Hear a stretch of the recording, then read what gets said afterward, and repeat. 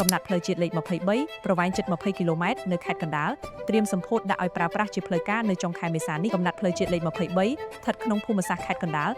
នឹងត្រូវរៀបចំពិធីសម្ពោធបើកឲ្យប្រើប្រាស់ជាផ្លូវការនាថ្ងៃទី27ខែមេសាឆ្នាំ2026ខាងមុខនេះក្រោមអធិបតីភាពឯកឧត្តមអគ្គបណ្ឌិតសភាចារអូនពាន់មនីរតឧបនាយករដ្ឋមន្ត្រីក្រសួងសេដ្ឋកិច្ចនិងហិរញ្ញវត្ថុតំណាងដ៏ខ្ពង់ខ្ពស់របស់សម្ដេចមហាបវរធិបតីហ៊ុនម៉ាណែតនាយករដ្ឋមន្ត្រីនៃព្រះរាជាណាចក្រកម្ពុជាដើម្បីធានាឲ្យកម្មវិធីដ៏សំខាន់នេះប្រព្រឹត្តទៅដោយរលូនកាលពីពេលថ្មីៗនេះឯកឧត្តមខេងសុវិជាណូរដ្ឋលេខាធិការនិងជាប្រធានគណៈកម្មការបានដឹកនាំកិច្ចប្រជុំត្រួតពិនិត្យវឌ្ឍនភាពការងារដោយបានជំរុញឲ្យគ្រប់អនុគណៈកម្មការនិងស្ថាប័នពាក់ព័ន្ធទាំងអស់បំពេញតួនាទីប្រកបដោយការទទួលខុសត្រូវខ្ពស់និងសហការគ្នាឲ្យបានជិតស្និទ្ធដើម្បីរក្សាសណ្ដាប់ធ្នាប់របៀបរៀបរយ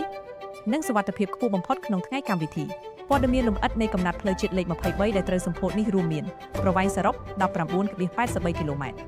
ភូមិសាស្ត្រតភ្ជាប់ចាប់ផ្ដើមពីគល់ស្ពានកោះធំឃុំជ្រោយតាកែវស្រុកកោះធំឆ្លងកាត់ឃុំលើកដែករហូតដល់តភ្ជាប់ជាមួយផ្លូវជាតិលេខ14ឃុំពីមរាំងស្រុកលើកដែកក្នុងភូមិសាស្ត្រខេត្តកណ្ដាល